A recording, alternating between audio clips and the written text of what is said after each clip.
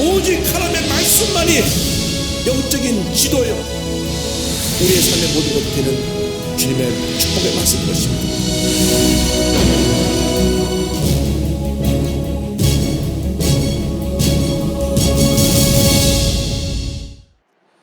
오늘 로마서 9장 19절 이하의 말씀을 가지고 하나님의 진노와 긍휼에 대한 주제로 말씀을 나눕니다. 우리들이 예수 믿고 구원받아 하나님의 자녀가 된 것은 하나님의 절대 주권에 의한 선택입니다.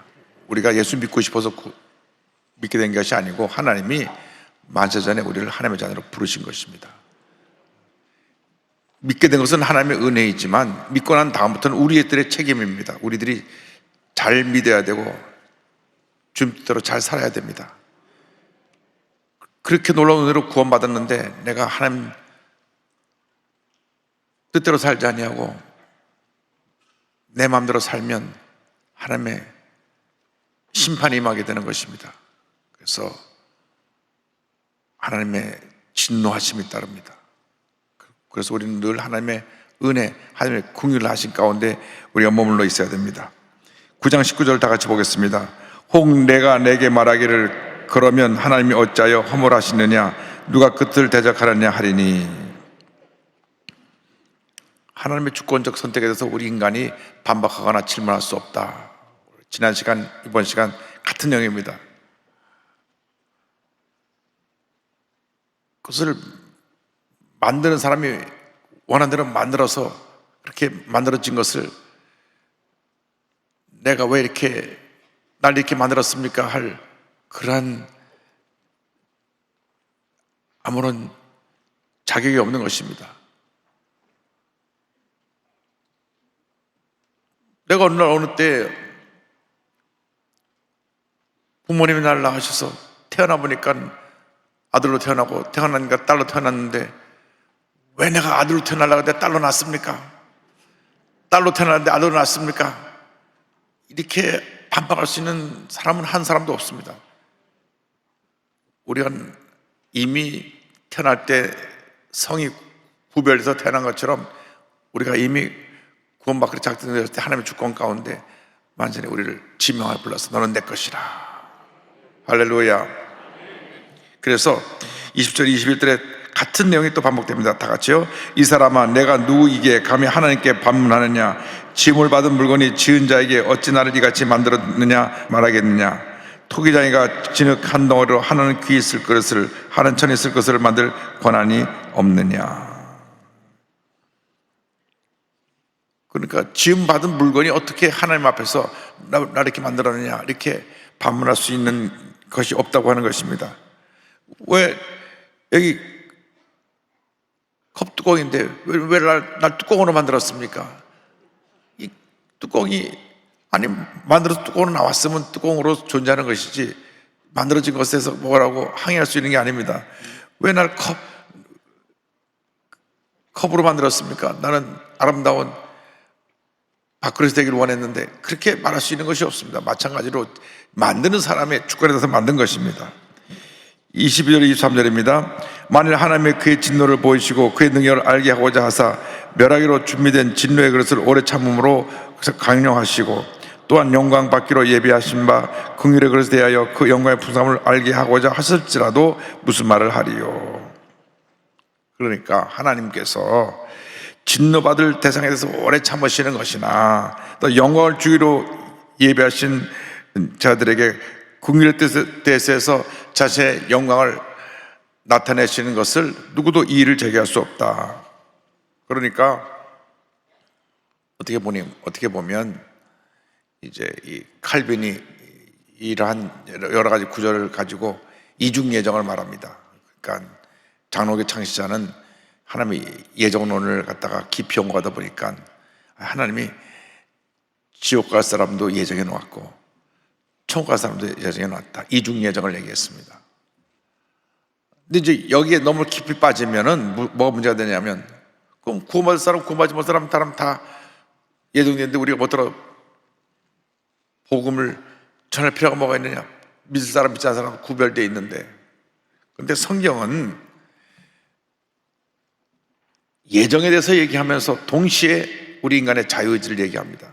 우리 인간이 그러한 작은 꾀를 가지고 하나님 말씀을 수정하지 않을 것을 알고 우리에게 자유의지를 주셔서 우리가 믿고 구하고 간구하고 나가서 복음을 전하도록, 그리고 주의 뜻을 하도록 자유의지를 주신 것입니다.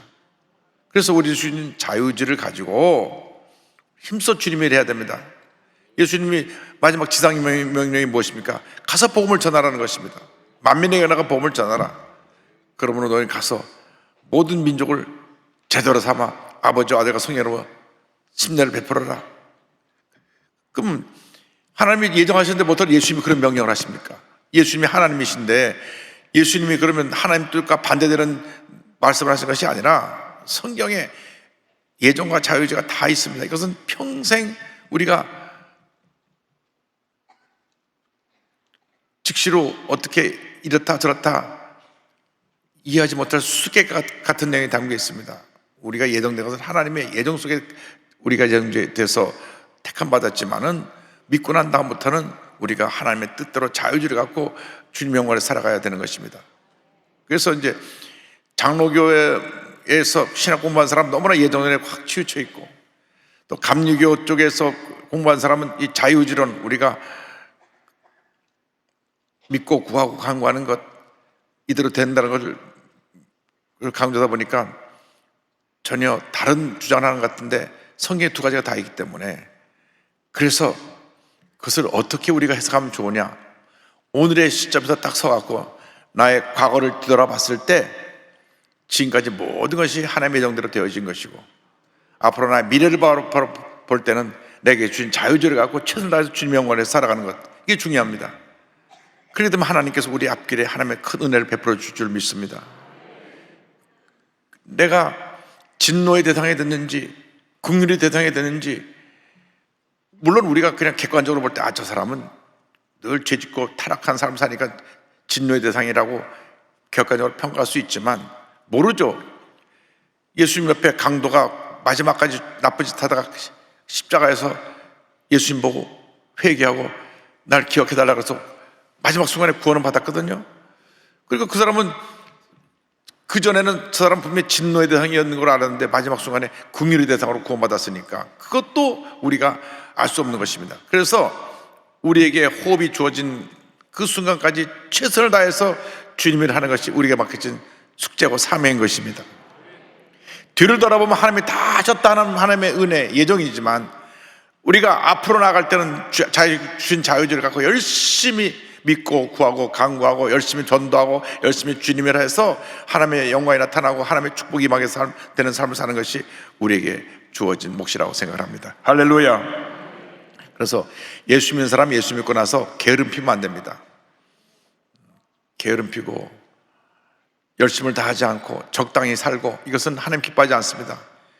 최선을 다하는 삶을 살아가는 사람을 복을 주시는 것입니다. 5달란트, 2달란트, 1달란트를 맡겼는데 5달란트 받은 사람 받자마자 나가서 열심히 일을 해서 5달란트를 남기고, 2달란트 받은 사람도 열심히 일해서 2달란트를 남겼는데 1달란트 받은 사람은 아이고 내가 이거 장사하다가 잃어버리면 손해보면 어떡하나, 땅에 파묻어 두고 그냥 게으름 피고 놀고 먹다가 주인이 돌아와서 다 와서 보고해라 할 때 5달란트, 2달란트는 칭찬을 받았지만 1달란트는 야단맞고 쫓겨나서 어두운 곳에서 슬피 울며 일을 가는 그러한 비참한 결과를 맞이하게 된 것입니다.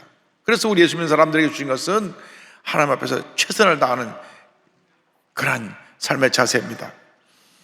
근데 이 9장에서는 계속해서 하나님의 절대 주권에 대한 강조를 합니다. 그 뒤에서 하나님의 주권으로 긍휼의 그릇 택함받은 유대인과의 이방인을 설명합니다. 24절 다 같이 보겠습니다. 이 그릇은 우리니 곧 유대인 중에서뿐 아니라 이방인 중에서도 부르신 자니라. 그러니까 긍휼의 택함으로 택함받은 사람은 유대인과 이방인이 다 포함된다. 그래서 그 다음 절 25절 26절이 이어집니다. 다 같이요. 호세아의 글에도 이르기를 내가 내 백성이 아닌 자를 내 백성이라 사랑하지 아니한 자를 사랑한 자라 부르리라. 너희는 내 백성이 아니라 한 그곳에서 그들이 살아계신 하나님의 아들이라 일컬음을 받으리라 함과 같으니라.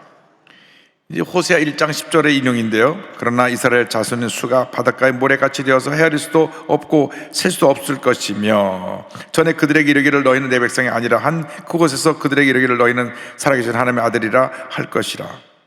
또 베드로전서 2장 10절의 말씀도 인용되어 있습니다. 너희가 전에는 백성이 아니더니 이제는 하나님의 백성이여 전에는 긍휼을 얻지 못하였더니 이제는 긍휼을 얻은 자니라. 그러니까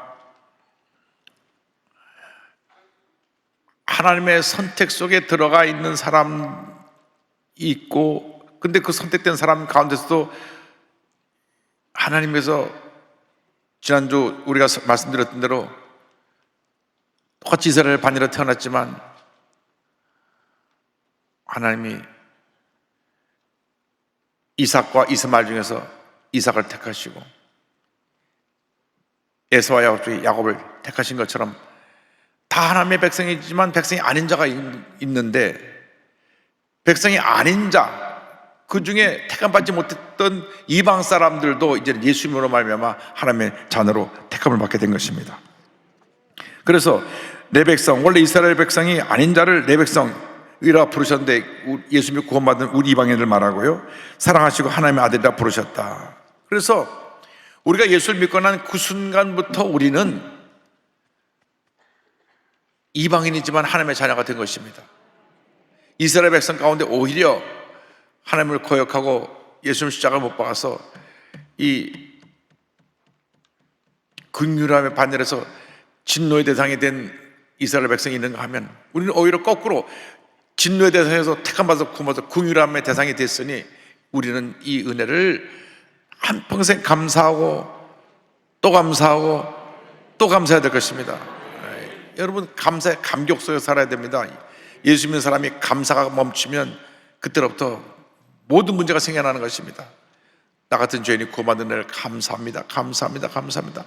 아무리 내 자신을 들여다보고 살펴봐도 자랑할 것이 아무것도 없고 늘 주님 앞에 부끄러운 모습뿐인데도 불구하고 너를 내 것이라 불러주신 그 은혜를 감사합니다. 웬일인지 내가 구원받은 하나님 자녀가 여기 와 있는 것이 얼마나 그 은혜 감사한지요. 그래서 우리가 때를 얻든지 못 얻든지 예수님을 전해야 됩니다. 얻든지 못 얻든지 예수님을 전해야 돼요. 어디서든지 예수님을 전해야 됩니다. 아파트에서도 직장에서도 사업장에서도 예수님을 전해야 돼요. 여러분이 회사 사장이면 회사원들은 무조건 되고 예배를 드려야 돼요. 왜? 사장이 믿으려는데 어떡할까요? 믿어야지. 하나님께서 저에게 가장 큰 복을 주시려면 예수를 잘 믿어야 됩니다. 예수를 잘 믿으면 영혼이 잘된 같이 범죄할 때 되며 강건하게 되고 생활할 때 분명한 은혜가 임하게 되는 것입니다. 그런데 문제는 이스라엘 백성들이 그렇게 하나님의 축복을 받았는데 그들이 하나님을 거역해서 대부분이 이제 하나님 앞에 버림을 받게 되지 않습니까? 그래서 이스라엘 남은 자에 대한 얘기가 남은 자, 이제 남은 자 사상이 구약에 있는 중요한 사상 중에 하나인데, 하나님께서 이스라엘을 다 버리신 것이 아니라 다 타락하고 죄를 짓고 하나님의 품을 떠났지만 이제 남은 자를 두셔서 구원하십니다. 자, 9장 20절 다 같이 보겠습니다. 또 이사야가 이스라엘에 관하여 외치되 이스라엘 자손의 수가 비록 바다의 모래 같을지라도 남은 자만 구원을 받으리니. 여러분, 이스라엘 백성들이 바다의 모래처럼 숫자가 많아도 남은 자만 구원을 받는다. 이사야 10장 22절에 이스라엘이여 내 백성이 바다의 모래 같을지라도 남은 자만 돌아오리니 넘치는 공의로 파멸이 작정되었습니다. 그러니까 먼저 된 자가 나중 되고 섰다는 자가 넘어질까 조심하라고 하나님께서 그렇게 큰 축복을 다 주셨는데 저들이 하나님을 거역하고 죄짓고 불의하고 방탕하고 하나님을 가장 미워하시는 우상 숭배를 하고, 그래서 바벨론에 가서 70년 동안 포로 생활을 또 하게 되고, 그들 역사를 보면요 430년 동안 애굽에서 종살이 했잖아요. 그래서 광야 40년 동안 광야에서 또 그들이 우상 숭배하고 그래서 심판을 받았잖아요. 또 사사시대에 와서 또 400년 동안 또 사사시대에서 그렇게 또 그 가나안 족속을 다 멸하라 그랬는데 멸하지 않고 거기는 우상을 또 섬겨가지고 또 방탕하고 그래갖고 또 심판을 받았잖아요. 왕을 세워주세요, 왕을 세워. 그래갖고 사울왕을 세우고, 사울왕이 교만해서 또 꺾어지고 난 다음 다윗왕을 세우고, 다윗왕이 이렇게 큰 일을 이뤘는데 또 솔로몬이 또 우상숭배하고 또 다 나라를 말아먹어가지고 나라를 아들이 때도 반쪽이 나고, 반쪽이 난 나라가 나중에 그게 920년에 남과 북이 나눠지는데 200년 후에 북왕국 이스라엘이 아수르에 대해 멸망을 당하고, 또 백몇십 년 지나서 주전 580년에 남왕국 유다가 바벨론에 멸망을 당하고 70년 포로 생활을 하고. 그런데요, 그 이스라엘 사람들이 우리입니다. 우리. 이게 중요해요. 우리. 얘기를 끝까지 들어야 돼. 그 사람이 바로 납니다. 여러분, 예수 믿고 죄 한 번도 안 진 사람들 한번 손 들어봐요. 그렇게 예수님이 우리에서 십자가에서 피를 쏟으시면서 온 죄를 짊어지고 우리를 구원해 주셨는데도 불구하고, 예수 믿고 나서 우리가 죄짓고 불의하고 방탕하고 우상숭배하고 세상의 탐욕에 빠지고 하여간 하나님 기뻐하지 않는 일을 하기 때문에 늘 문제가 끊임없이 우리에게 다가오는 것입니다. 회개해야 됩니다. 회개. 우리가 남은 자처럼 우리를 남겨두지 않으셨더라면 우리도 벌써 우리의 삶이 다 끝났을 거예요. 구약시대처럼 하나님이 그냥 그 계명을 어길 때마다 다 사형을 처하셨더라면 벌써 우린 대가 다 끊어졌어요. 하나님의 긍휼하심으로 예수님의 보혈의 능력으로 우리가 죄사함 받아서 오늘 여기까지 오게 된 것입니다. 하나님의 오래 참으시는 긍휼하심이 있습니다. 그런데 하나님께서 남은 자만 구원하신다. 9장 28절 다 같이 보겠습니다. 주께서 땅 위에서 그 말씀을 이루고 속히 시행하시라 하셨느니라. 말씀을 이루시고 속히 시행하신다는 말씀은 이제 마지막 때가 얼마 멀지 않았다. 이사야 28장 22절에 이같이 말씀합니다. 그러므로 너희는 오만한 자가 되지 말라. 너희 결박이 단단해질까 하노라. 대저 온 땅을 멸망시키기로 작정하신 것을 내가 만군의 주 야훼께로부터 들었느니라. 하나님의 심판의 때가 다가온다는 것입니다. 29절 다 같이 보겠습니다. 또한 이사야가 미리 말한 바 만일 만군의 주께서 우리에게 씨를 남겨두지 아니하셨더라면 우리가 소돔과 같이 되고 고모라 같았으리라 함과 같으니라. 만일 남은 자를 남겨놓지 않았더라면 이미 이스라엘은 소돔 고모라처럼 다 망했을 것이다. 여러분, 소돔 고모라 기억하시잖아요. 거기가 물이 풍부하고 곡식이 잘 자라니까 물질의 풍요로움이 있는 도시인데 향락의 도시, 음란방탕의 도시입니다. 그런데 롯이 영에 속한 사람이 아니라 좀 세상적인 눈이 밝아서 그쪽을 바라보고 글로 택해서 갔습니다. 아브라함을 따라왔을 때 끝까지 따라가야지. 결국은 소돔에 가가지고 모든 재산 다 잃고 사위들도 잃고 부인도 잃고 홀홀 단신으로 딸 둘 데리고 피난을 나오는 그런 처참한 신세를 맞이했습니다. 하나님이 남은 자를 두지 않았으면 너희도 똑같이 그렇게 됐을 것이다. 소돔과 고모라처럼 완전히 멸망받아서 그냥 그 심판에 처해서 아주 흔적 없이 사라져버릴 그러한 모습이 바로 너희들의 모습인데, 하나님이 긍휼하심으로 남은 자를 남겨놓으셨다는 거예요. 남은 자. 에레미야가의 3장 22절에 이와 같은 말씀이 있습니다. 야훼의 인자와 긍휼이 무궁하심으로 우리가 진멸되지 아니함이니이다. 하나님 그렇게 우리를 사랑하세요. 그러니까 우리가 성령 충만해서 죄를 물리쳐야 돼요. 우리 생각이 주님의 생각으로 딱 사로잡혀서 주님을 기쁘시게 하는 생각, 우리 생각이 긍정적이고 생산적이고 창조적이고 은혜롭고 기쁘고 감사한 생각으로 가득 차야 돼요. 마음에 인간의 생각, 미움, 원망, 불평, 가난, 저주, 부정적인 생각, 음란, 방탕에 들어오면 나는 파멸의 길로 갑니다. 그렇기 때문에 우리가 늘 우리 자신을 지켜야 됩니다. 그런데 그것을 지킬 수 있는 것이 뭐냐? 성령 충만받아서 믿음의 역사를 통하여 우리가 의를 이루는 것입니다. 믿음으로 말미암은 의. 30절 31절입니다. 그런즉 우리가 무슨 말을 하리요? 의를 따르지 아니한 이방인들이 의를 얻었으니 곧 믿음에서 난 의요 의의 법을 따라간 이스라엘은 율법에 이르지 못하였으니. 그러니까 의롭다함을 받은 이방인과 그렇지 못한 이스라엘을 비교하는데, 이방인은 믿음으로 의롭다함을 받았다는 거예요. 갈라디아서 2장 16절을 보면 사람이 의롭게 되는 것은 율법의 행위로 말미암음이 아니요 오직 예수 그리스도를 믿음으로 말미암는 줄 알므로 우리가 그리스도 예수를 믿나니 이는 우리가 율법의 행위로서가 아니고 그리스도를 믿음으로써 의롭다함을 얻으려 함이라. 율법의 행위로서는 의롭다함을 육체가 없느니라.